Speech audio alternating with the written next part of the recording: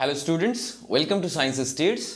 আজকের ভেক্টরের এই ভিডিওতে আমি তোমাদের সঙ্গে যে বিষয় নিয়ে আলোচনা করব সেটা হচ্ছে ভেক্টরের উপাংশে বিভাজন। তো ভালোবাসার কথা অনেকটাই হলো, সংযোজন আমরা অনেকটাই শিখলাম, এবার বিচ্ছেদের পালা। এবার আমরা শিখব কিভাবে একটি ভেক্টরকে একাধিক ভেক্টরে ভেঙে ফেলা যায়, অর্থাৎ একাধিক অংশে ভেঙে ফেলা যায়। এতদিন একাধিক ভেক্টরকে যোগ করে আমরা একটা নতুন ভেক্টর পাচ্ছিলাম, অর্থাৎ ভেক্টরের সংযোজন করছিলাম। এবার আমরা শিখব একটি ভেক্টরকে কিভাবে বিভিন্ন অংশে, অর্থাৎ দুটি বা তার বেশি অংশে ভেঙে ফেলে দেওয়া যায়। একটি ভেক্টরকে মূলত দুটি অংশে ভাগ করলেই আমাদের যা প্র্যাকটিক্যাল কাজ তার প্রায় 90% বা তারও বেশি কাজ সম্পন্ন হয়ে যায়। কিন্তু ভেক্টরকে আমরা 3টে 4টে বা তার বেশি উপাংশেও বিভাজন করতে পারি, কিন্তু দুটো উপাংশে বিভাজন করা বা দুটি অংশে বিভাজন করাই যথেষ্ট। তো প্রথমে আমরা জানার চেষ্টা করব যে কেন ভেক্টরকে বিভাজন করতে হচ্ছে বা ভেক্টরের বিভাজনের প্রয়োজনীয়তা কি। তো চলো শুরু করা যাক ভেক্টরের উপাংশে বিভাজন। তো ভেক্টরকে উপাংশে বিভাজনের প্রয়োজনীয়তা বোঝাতে আমি এখানে একটা উদাহরণ নেব। যে উদাহরণে আমি নিয়েছি কোনো একটা ব্লক যেটা 10 কেজি ভর বিশিষ্ট। তো 10 কেজি ভর বিশিষ্ট একটি ব্লক আমি এখানে নিয়েছি। আমি ধরে নিচ্ছি for the sake of simplicity G is 10 metre per second square. তাহলে জি যদি 10 মিটার পার সেকেন্ড স্কোয়ার হয়, আমি বললাম সিম্পলিসিটির জন্য আমি G equal to 10 metre per second square ধরে নিচ্ছি। তোমাদের অঙ্কের ক্ষেত্রে অনেক জায়গায় এরকম ধরনের ইউজ করা হয়, মানে 9.8 জানো, বিরোধিতা তো করবেই। কিন্তু আমরা ধরে নিতে পারি মাঝে মাঝে যে G equal to 10 metre per second square হয়। তো চলো, এই যে 10 কেজি ভরের বস্তুটার উপরে পৃথিবী তাহলে কতটা বল প্রয়োগ করছে? পৃথিবী বল প্রয়োগ করছে এম ইন্টু জি পরিমাণ, যেটা ওর ওয়েট। তাহলে ডাব্লু হচ্ছে ওয়েট, যেটা ইকুয়াল টু এম জি।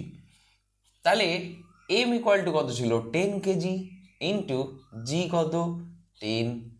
তাহলে এই বস্তুটার উপরে প্রযুক্ত বল কত? প্রযুক্ত বল হলো 100 নিউটন, তাই তো না? তুমি যদি মনে করো যে না আমি মানবো না, জি ইকুয়াল টু 9.8 জানি, ভুলভাল লোকটা যা বকে বকুক, আমার 9.8ই চাই, ঠিক আছে, হতে পারে। তাহলে সেক্ষেত্রে ডাব্লিউ ইকুয়াল টু তুমি মনে করে নিতে পারো যে 9.8 into 10 Newton, which is equal two 98 Newton. তাহলে এই বস্তুটার উপরে পৃথিবী কত বল প্রয়োগ করছে? 98 নিউটন। এবার দেখো, তুমি যদি 100 নিউটন বল মনে করো, তুমি যদি 150 নিউটন বল এই বস্তুটার উপরে প্রয়োগ করো অ্যালং পজিটিভ ওয়াই অ্যাক্সিস, এটা ধরে নিলাম পজিটিভ ওয়াই অ্যাক্সিস এবং এটা ধরলাম পজিটিভ এক্স। তাহলে দেখো, এই যে বিন্দুটা রয়েছে সেখান থেকে নিম্ন অভিমুখে একটা বল কাজ করছে কত? 98 নিউটন বা 100 নিউটন।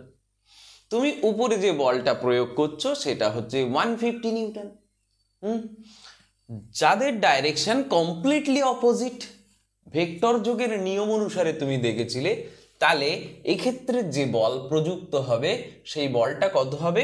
যদি আমরা 100 নিউটন নিম্নমুখী বলটা ধরে নিই, তাহলে ঊর্ধ্বমুখী বল হবে 50 নিউটন, যেটা কমপ্লিটলি কোন দিকে কাজ করবে? Along Y axis. তাহলে এই দিক বরাবর 50 নিউটন বল কাজ করবে যদি আমি 150 নিউটন বল দিই ঊর্ধ্বমুখে। তার কারণ এই 150 নিউটন থেকে এই 100 নিউটন বাদ চলে যাবে। চলে গেলে এদিকে এখনো 50 নিউটন বল থাকবে। তাহলে 50 নিউটন বলের প্রভাবে বস্তুটা সোজাসুজি উপরের দিকে চলে যাবে। আচ্ছা, একটা জিনিস বুঝলাম। এবার এই 150 নিউটন বল আমি এখানে প্রয়োগ না করে যদি আমি এখানে প্রয়োগ করতাম, 150 নিউটন বল আমি এই দিক বরাবর যদি প্রয়োগ করতাম, তাহলে কি হতো? দেখো, তাহলে বস্তুর মুভমেন্ট অ্যালং এক্স অ্যাক্সিস হতো। 150 নিউটন বলের প্রভাবে বস্তুর যে গতি, সেই গতিটা এদিকে হতো। যদিও এই তলের মধ্যে আরেকটা বল কাজ করত, এই তলের মধ্যে বিপরীত অভিমুখে আরেকটা বল কাজ করত। কি বল কাজ করতো? ফ্রিকশন, অর্থাৎ এই যে তল, সেই তলের ঘর্ষণ বল।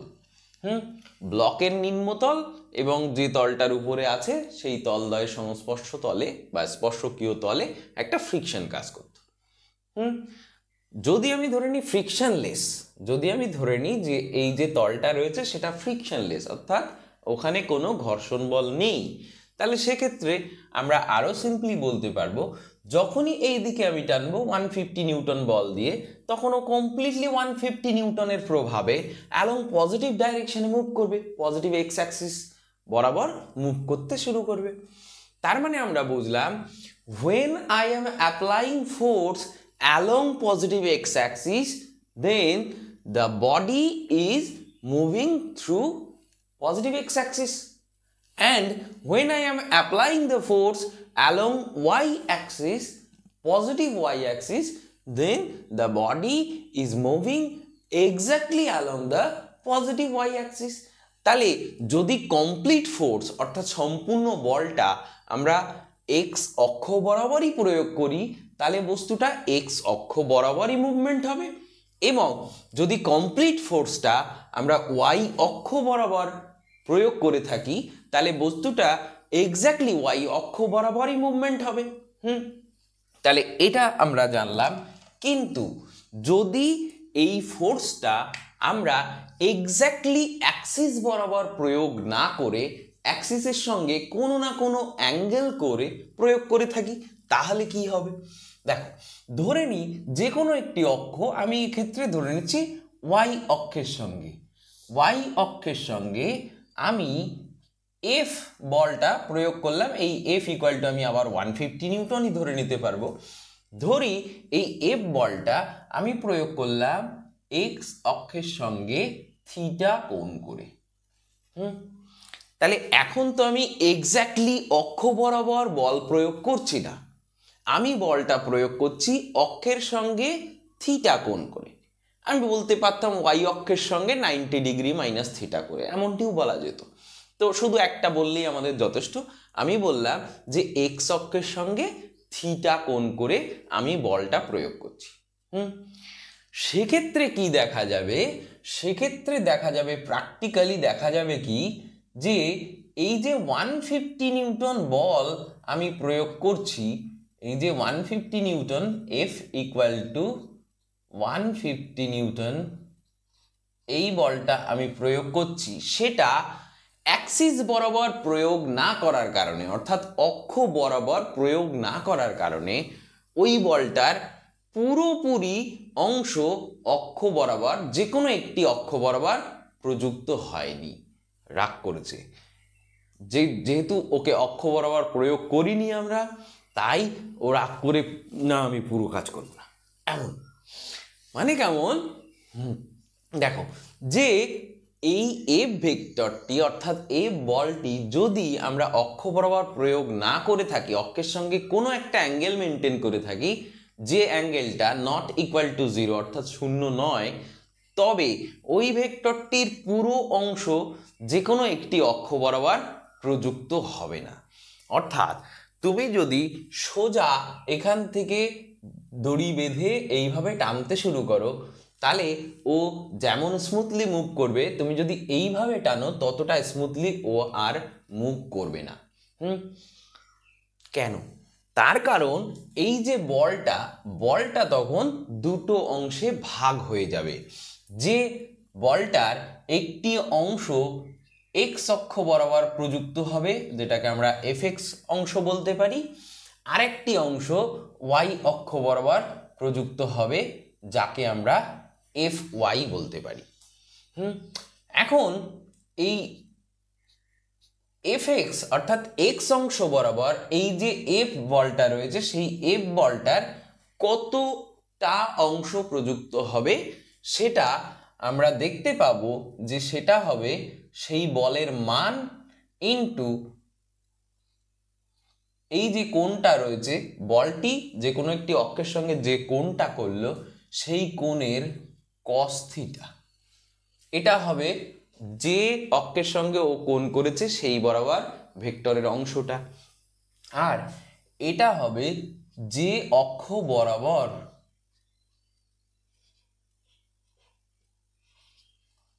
ও কোণ করেছে তাছাড়া আর যে অক্ষটা রয়েছে সেই বরাবর ভেক্টরের অংশ। ঠিক আছে, তাহলে এফ এক্স এবং এফ ওয়াই আমরা বুঝতে পারলাম। এবার দেখো, এটাই আমরা জ্যামিতিক পদ্ধতিতে এই জিনিসটাই আমরা নির্ণয় করে নিতে পারবো। কেমন করে দেখি, দেখো কেন আমরা সাইন এবং কোসাইন পার্টে ওকে ভেঙে ফেলতে পারি সেটা আমরা আরো ভালো করে এখান থেকে বুঝতে পারবো। ধরে নিলাম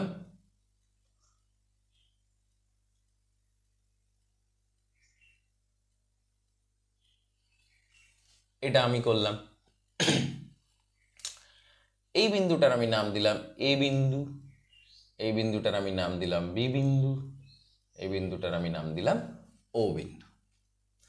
এবার তুমি বুঝে দেখো যে আচ্ছা এই যে এ বলটা যেখানে দিয়েছি এখানে একটা নাম দিতে হবে, আমি দিলাম এটা সি বিন্দু।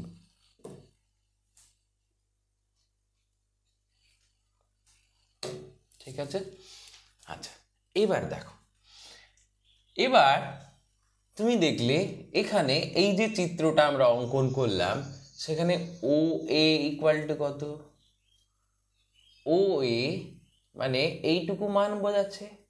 এইটুকু মান বলতে আমরা কি বুঝলাম, এফ এক্স। তাহলে এই মানটা আমি লিখলাম F X which is equal two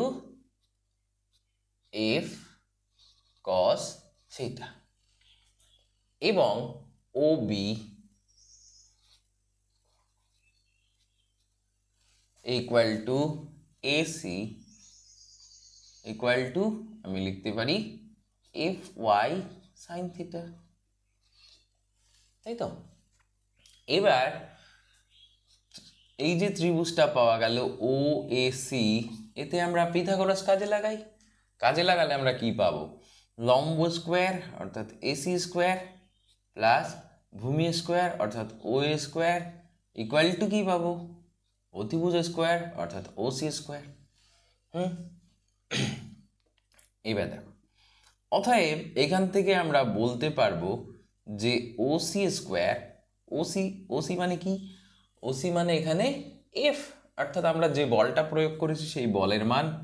তাহলে F square equal to A C square, তাহলে এসি কত ছিল, A C equal to F Y ছিল, তাহলে F Y square plus F X square, এটা লেখা যায়।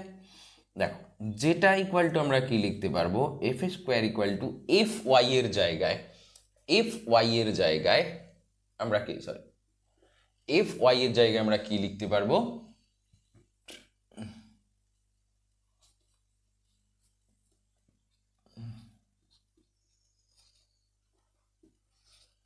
এফ ওয়াই এর জায়গায় আমরা লিখতে পারবো এফ সাইন থিটা, তাই তো।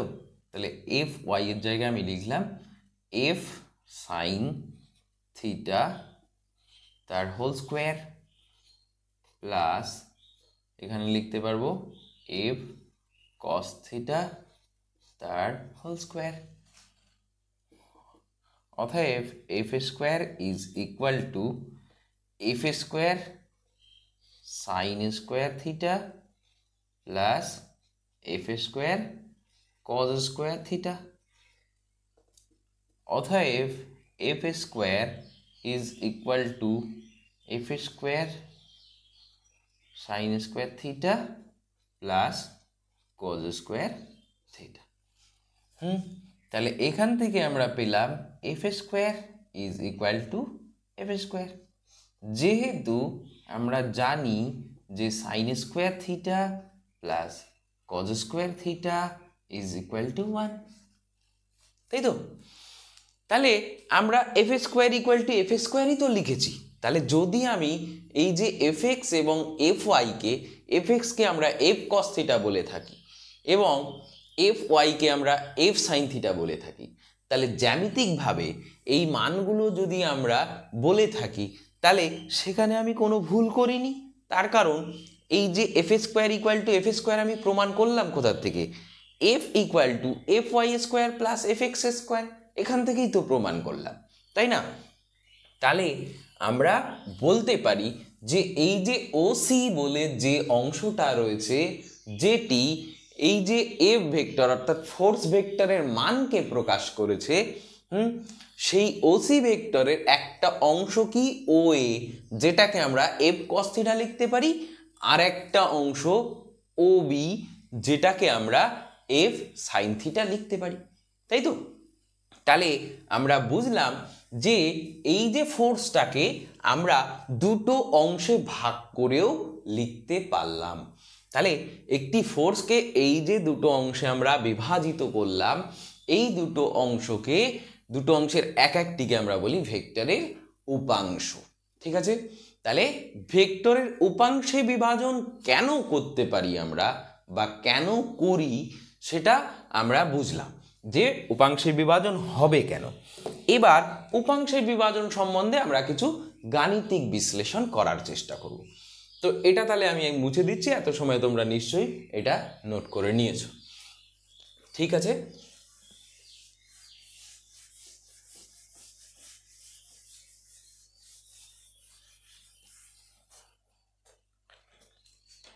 চলো এবার রেজলিউশন প্রসেসটা আমরা জেনারেল অর্থাৎ সাধারণভাবে জেনে নিই। এখানে যে ভেক্টর রেজলিউশনটা আমরা একটু আগে করেছিলাম সেটা কিন্তু কেবলমাত্র এক্স এবং ওয়াই অক্ষ বরাবর, এক্স এবং ওয়াই অক্ষের মধ্যবর্তী কোণ কত? 90 ডিগ্রি।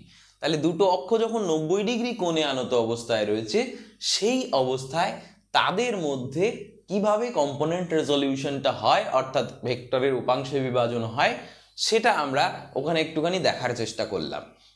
কিন্তু সেটা তো একদম স্পেশাল কেস ছিল। কিন্তু যদি এরকম একটা ঘটনা ঘটে, দেখো মনে করলাম এদিক বরাবর একটি ভেক্টর আছে এ ভেক্টর, মনে করলাম একটি ভেক্টর রয়েছে এ ভেক্টর, আরেকটি ভেক্টর এদিক বরাবর রয়েছে, এখানে ভেক্টর দ্বয়ের আদি বিন্দু ম্যাচ করলাম, এদিক বরাবর একটা ভেক্টর রয়েছে বি ভেক্টর। যে ভেক্টর দুটোকে যোগ করে আমি নতুন একটা ভেক্টর পেলাম, তাহলে সেটা অবশ্যই কি হবে? আমরা এই যে একটা সামান্তরিক কমপ্লিট করলাম, ভেক্টর যোগের সামান্তরিক সূত্র তোমরা নিশ্চয়ই আগের ভিডিওতে দেখে এসেছো। তো চলো সেখান থেকেই আমরা এটা ক্যালকুলেট করতে পারি। এটা নাম দিলাম, আমি মনে করলাম যে পি কিউ আর এবং এস লিখতে পারলাম। আচ্ছা চলো এবার এই সামান্তরিকের যে কর্ণটা হবে সেই কর্ণটা কি প্রকাশ করবে? কর্ণটা প্রকাশ করবে এই এ এবং বি ভেক্টরের লব্ধি, অর্থাৎ এটাকে চাইলে আমি সি ভেক্টর লিখতে পারতাম, তাই তো? তাহলে আমি এখান থেকে বলতে পারলাম যে এ ভেক্টর এবং বি ভেক্টরের লব্ধি হবে সি ভেক্টর, তাই তো? তাহলে এটা আমরা বলতে পারলাম। এবার দেখো তাহলে আমি কেমন ভাবে লিখতে পারি? আমি লিখতে পারি এখানে যে C vector equal to A vector plus B vector. তার মানে এ এবং বি কে যোগ করলে আমরা কাকে পাবো? সি কে পাবো, তাই তো? তাহলে যদি আমরা বলি যে সিটা যদি এ এবং বি এই দুটো অংশে ভেঙে ফেলা হয়, তাহলে ওই বিভাজিত অংশ দুটোকে যোগ করলে অবশ্যই সেটা সি এর সঙ্গে সমান হবে, এটা তো স্বাভাবিক ব্যাপার। 10 তুমি যদি বলো যে 10 স্কেলারেই আমি জিনিসটা বোঝানোর চেষ্টা করছি, 10 ইকুয়াল টু তুমি যদি বলো 6 + 4, তাহলে 10কে বিভাজিত করেই তো 6 এবং 4 বার করা হয়েছে, তাহলে 4 এবং 6কে যদি আমরা যোগ করি তাহলে আমরা 10 পাবো। তাহলে যদি ভেক্টরের নিয়মে এ আর বি কে যোগ করলে সি ভেক্টর পাওয়া যায়, তবে আমরা বলতে পারি ভেক্টরের নিয়মে সি ভেক্টরকে বিভাজিত করলে এ এবং বি ভেক্টরকে পাওয়া যাবে, তাই তো? তাহলে ভেক্টরের নিয়মে সি কে বিভাজিত করলে আমি এ এবং বি কে পেতে পারি। এবার দেখো তো, চলো দেখে নেওয়া যাক যে এই যে সি ভেক্টরটা রয়েছে, মনে করলাম যে এটি এ ভেক্টরের সঙ্গে আলফা কোণ করে রয়েছে। তাহলে এই কোণটি যদি আলফা হয়ে থাকে তাহলে এই কোণটিও আলফা হবে, এটা আমরা খুব সহজেই বলতে পারছি। আচ্ছা চলো এবার ধরে নেওয়া যাক যে বি ভেক্টরের সঙ্গে সি ভেক্টরটি কোণ করে রয়েছে বিটা পরিমাণ, তাহলে অবশ্যই একান্তর কোণ হওয়ার কারণে এটাও হবে বিটা। তাহলে আমরা বলতে পারবো যে এই কোণটা কত হবে, এই কোণটা হবে পাই অর্থাৎ 180 degree minus alpha plus beta. তার কারণ আমরা জানি কি, ত্রিভুজের তিনটি কোণের সমষ্টি কত, 180 ডিগ্রি। তাহলে দেখো এখানে এই যে ত্রিভুজটা আমরা পেয়েছি, ফ্রম আমরা এখান থেকে লিখতে পারি ফ্রম কি লিখতে পারি, ফ্রম ট্রায়াঙ্গেল পি কিউ আর। এই পি কিউ আর ত্রিভুজ থেকে আমরা কি লিখতে পারি, দেখো পি কিউ আর ত্রিভুজের একটা কোণ কত আলফা, আর একটা কোণ কত বিটা, আর একটা কোণ ধরো তোমার জানা নেই, তাই তো, যেটা কোণ হচ্ছে কোণ পি কিউ আর। তাহলে এই তিনটি কোণের সমষ্টি কত, 180 ডিগ্রি বা পাই, এটাকে আমরা পাই লিখি, তাহলে 180 ডিগ্রি। তাহলে অতএব কোণ P Q R equal to তুমি কত পাবে, pi minus alpha plus beta. তাই এই কোণটা আমরা লিখলাম pi minus alpha plus beta, তাই তো? এবার দেখো, এবার আমরা ল্যামিস থিওরিয়াম প্রয়োগ করব এই যে ত্রিভুজটার উপরে, অর্থাৎ ত্রিভুজ পি কিউ আর এর উপরে আমরা ল্যামির উপপাদ্য প্রয়োগ করলেই আমরা পেয়ে যাব উপাংশ। এখন ল্যামির উপপাদ্য আবার কি জিনিস, ল্যামির উপপাদ্য কি বলে, তোমরা ল্যামিস থিওরেমটা একটু শিখে নাও। ল্যামিস থিওরেম, ল্যামিস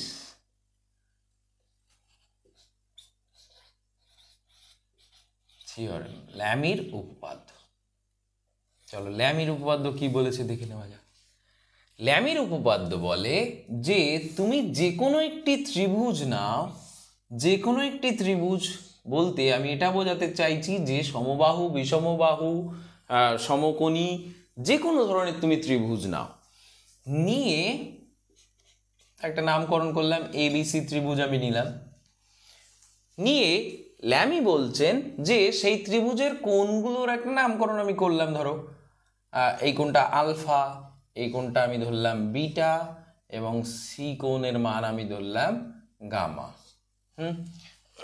ল্যামি বললেন কি যে এবার ওই ত্রিভুজের যে কোনো একটি বাহু নাও, তাহলে আমি এ বি বাহুটা নিলাম, এবং ওই বাহুর অপোজিটে যে কোণটা তৈরি হয়েছে, তাহলে দেখো এই বাহু থেকে দুটো রে নির্গত হয়ে যেখানে মিশেছে কোথায়, সি বিন্দুতে, এখানে যে কোণটা উৎপন্ন হয়েছে সেই কোণটার তুমি সাইন নাও, নিয়ে তার অনুপাত করো। তাহলে আমি লিখলাম A B by sine gamma. ঠিক সিমিলার প্রসেসে সবগুলোই নাও। তাহলে এবার নিলাম বিসি, তাহলে বিসি বাই, বিসির অপোজিটে কোণ কত, বিসির অপোজিটে কোণ হচ্ছে আলফা, তাহলে বিসি বাই সাইন আলফা, ঠিক আছে। এবং এসির অপোজিটে কোণ কত, বিটা, তাহলে এসি বাই সাইন বিটা। উনি বললেন যে এইগুলো নেওয়ার পরে তুমি দেখতে পাবে কি যে এরা সবাই ইকুয়াল অর্থাৎ সমান। তাহলে ল্যামির উপপাদ্য কি বলে যে যে কোনো একটি ত্রিভুজের যদি একটি বাহু এবং সেই বাহুর অপোজিটে যে কোণ রয়েছে সেই কোণের সাইনের অনুপাত আমরা নিই, তাহলে সবগুলো অনুপাত কি হবে? সমান হবে। এটাই হচ্ছে ল্যামির উপপাদ্য। তাহলে সেই ল্যামির উপপাদ্য নিশ্চয়ই এই পি কিউ আর ত্রিভুজের ক্ষেত্রেও প্রযোজ্য। এই যে পি কিউ আর যে ট্রায়াঙ্গেলটা রয়েছে সেখানে আমরা এই ল্যামির উপপাদ্যটা প্রয়োগ করতে পারি। তাহলে এবার ল্যামির উপপাদ্যটা আমরা এখানে প্রয়োগ করার চেষ্টা করি। তাহলে এটা তোমরা লিখে নেবে। আচ্ছা, তাহলে ল্যামির উপপাদ্য এবার আমরা প্রয়োগ করে দেখি কি করা যায়। দেখো, পি কিউ আর ত্রিভুজে ল্যামির উপপাদ্য প্রয়োগ করে পাই। তাহলে আমি লিখলাম এই অ্যাপ্লাইং ল্যামিস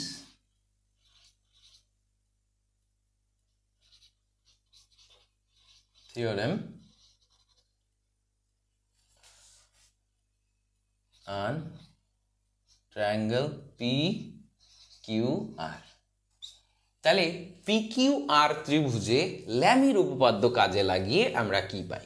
দেখো, পাই PQ, তাহলে PQ বাই PQ এর অপোজিটে পি থেকে এবং কিউ এর থেকে যে রে বেরিয়েছে সেটা কোথায় গিয়ে মিটেছে? আর বিন্দুতে। সেখানে যে কোণ উৎপন্ন হয়েছে কত? বিটা। তাহলে PQ by sine beta equal to, দেখো এবার আমরা এটা কি পাবো?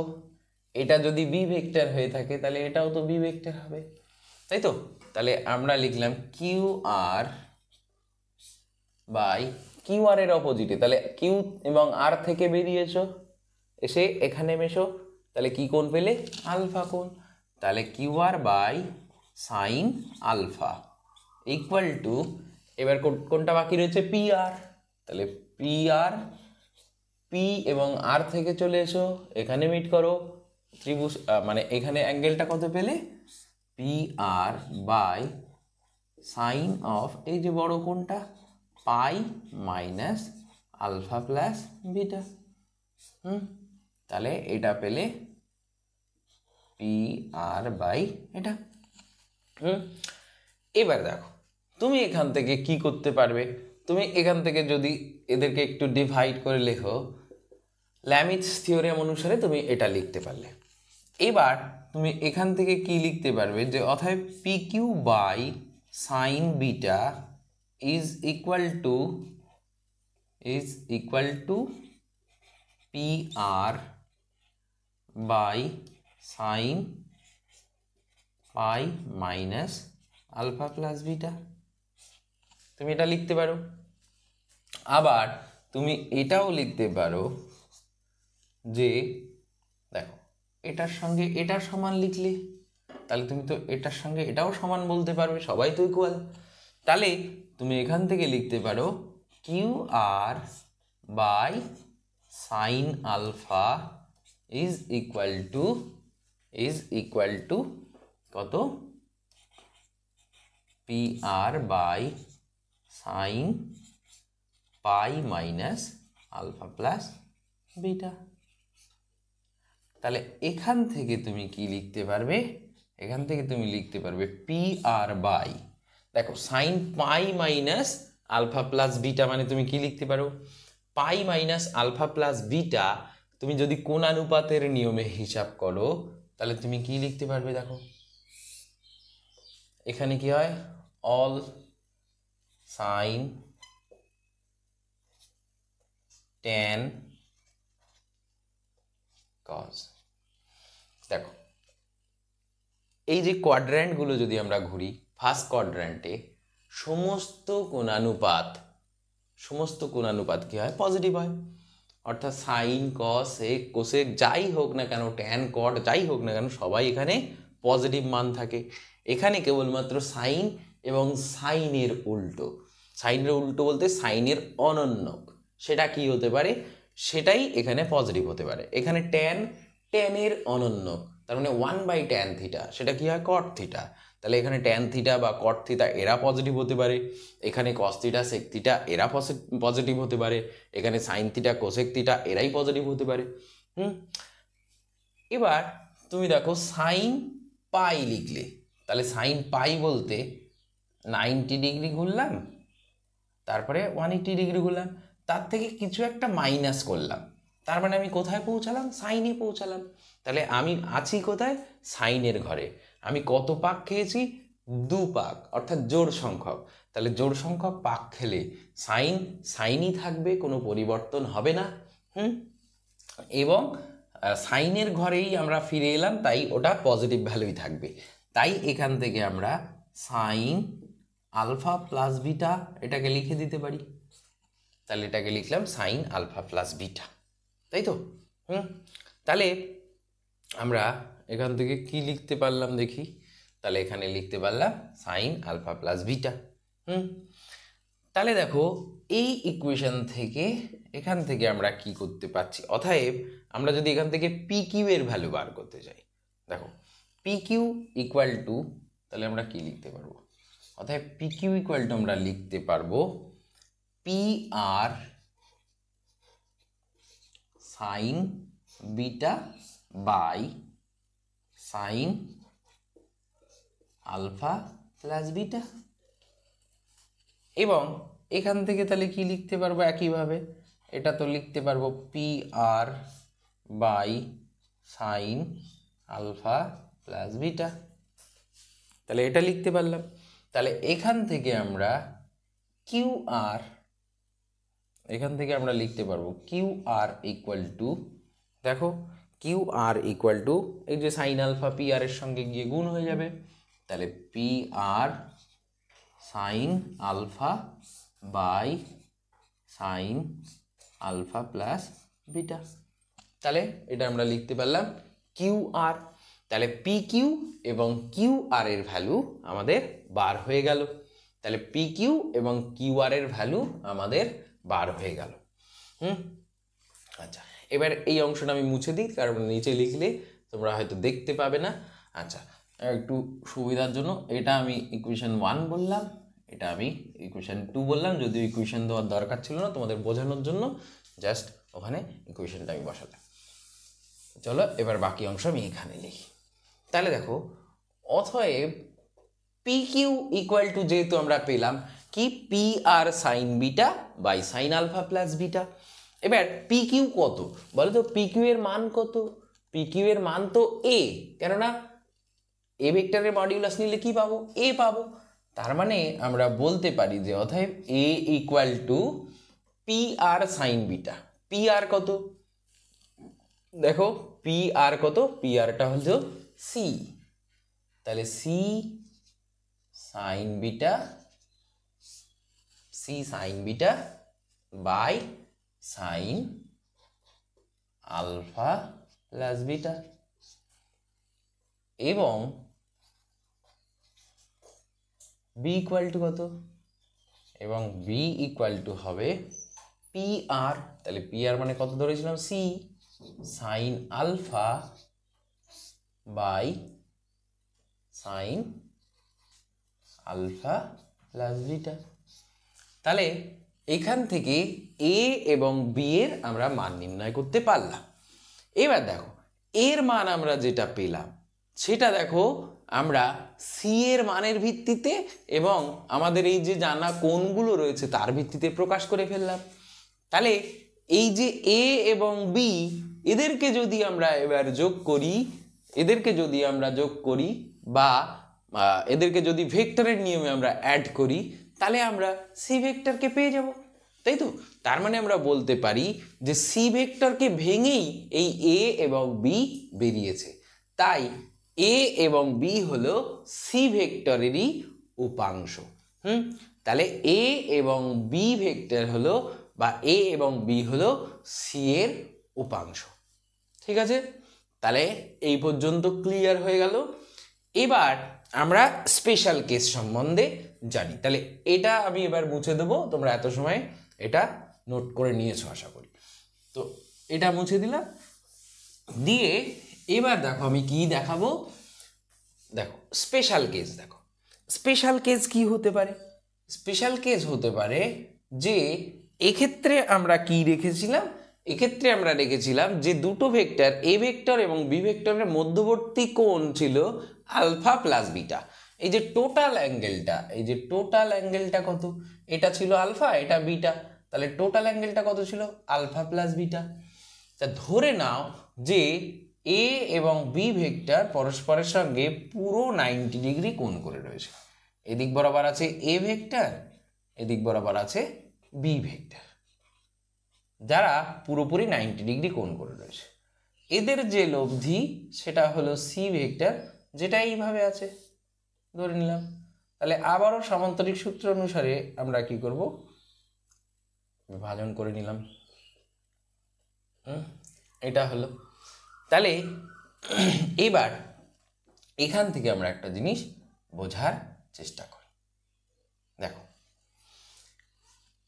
তাহলে এটা যদি এর মতো করেই সি ভেক্টরের সঙ্গে এ ভেক্টরের মধ্যে কোণ আমরা আলফা মনে করে থাকি আর বি ভেক্টরের সঙ্গে কোণটা বিটা মনে করে থাকি, তাহলে এক্ষেত্রে আমরা লিখতে পারবো না, যদি ভেক্টরদ্বয় পরস্পরের সঙ্গে 90 ডিগ্রি কোণ করে থাকে তাহলে আমরা লিখতে পারবো এক্ষেত্রে যে alpha plus beta equal to 90 degree. এটা তো খুব সিম্পল, তাহলে আমরা লিখতে পারবো alpha plus beta equal to 90 degree এক্ষেত্রে। তাই যদি আমরা লিখতে পারি তাহলে আমরা এখানে কি করতে পারবো দেখি, এখানে আমরা করতে পারবো C sine beta by sine alpha plus beta. তাহলে সাইন আলফা প্লাস বিটার ভ্যালু কত? 90 ডিগ্রি, যদি ভেক্টরদ্বয় পরস্পরের সঙ্গে 90 ডিগ্রি কোণে থাকে। অর্থাৎ একটি ভেক্টর দেখালো এক্স অক্ষ বরাবর থাকলো আর একটি ওয়াই অক্ষ বরাবর থাকলো, তাহলে সেক্ষেত্রে কি হবে? C sine beta by 90 degree, sine 90 কত? 1, তাহলে আমরা এটাকে লিখতে পারবো সি সাইন বিটা। সিমিলারলি এটাকে আমরা কি লিখতে পারবো? C sine alpha by sine 90 degree, তাহলে এখান থেকে লিখতে পারবো সি সাইন আলফা, তাই তো? তার মানে ফাইনালি আমরা কি লিখতে পারলাম? ফাইনালি আমরা লিখতে পারলাম যে A equal to C sine beta এবং বি ইকুয়াল টু কি লিখতে পারলাম? বি ইকুয়াল টু লিখতে পারলাম সি সাইন আলফা। এবার দেখো তুমি চাইলে একটাই কোণের রেসপেক্টে এ এবং বি দুটোকেই প্রকাশ করতে পারো। দেখো যদি এটাকে তুমি লিখো সি সাইন বিটার জায়গায় তুমি কি লিখতে পারো?